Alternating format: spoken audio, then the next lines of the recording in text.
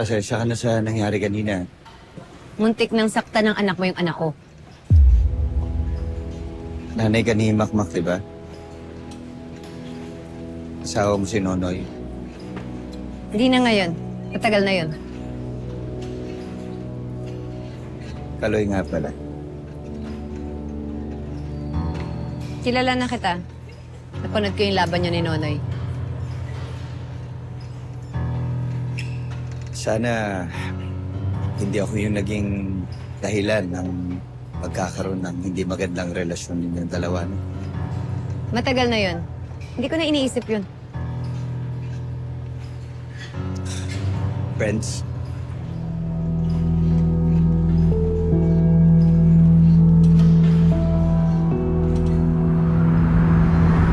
Gago talaga yung makmak na yun. Sigurado ko siya yung gumawa nito, Chloe. Hindi nga niya magagawa yun. Hindi niya magawa? Sigurado ka? Ha? Kilala mo para ipagtanggol mo, Chloe? Kuya, wag ka nga magbintang. Sa dinami-dami ng niyabangan mo at binuli mo, come it on. could be anybody. Chloe, can you shut up, please? Gaganti ako sa makmak na yun. Humanda yan sa akin. Jay, Makita mo tama na yan. Pwede ba kayong dalawa? Tigilan nyo na to. Ha? Lalo ka na. Huwag mo sayangin ang energy mo sa mga walang katuturang bagay. But Dad, Hindi. Malapit na laban mo. Mag-focus ka. Doon sa ring. Doon mo i-redeem ang sarili mo.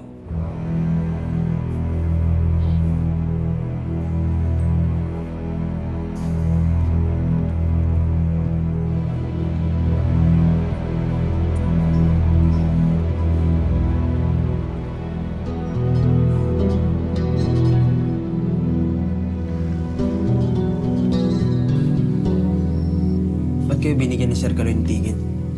Hindi ko alam. Sabi niya, manood daw ako. Isama daw kita. Eh, ayoko namang manood, pero tinanggap ko na rin kasi baka sakali gusto mo.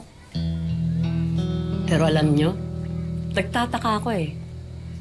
Bakit friendly sa'yo yung Kaloy na yan? Eh, baka naman kasi bumabawi lang. Di ba sinugod ng anak niya si Makmak? Basta ako, wala akong tiwala sa pamilyang yan. La, tatay pa rin ni Chloe si Sir Kaloy. At mabuting kaibigan ko si Chloe. Paano yan tanggol kay Chloe, oh? Hindi naman siya ang sinasabi ko eh.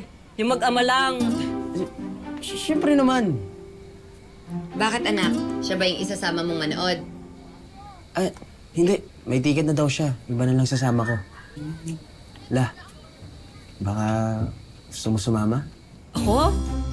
Kinikilig naman ako dyan. Gusto niya ako makasama. Pero anong gagawin ko dyan? Wag na. Yung coach mo na lang isama mo.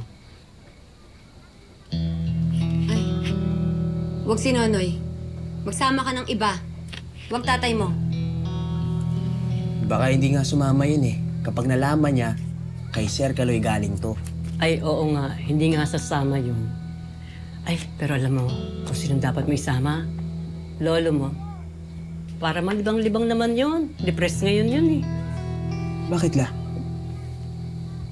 Ah, kasi, siyempre, nasaksak siya. Tapos, hindi kanya matrain. Ayaw niya yung ganon. Kaya kailangan niya maglibang-libang. Sama mo.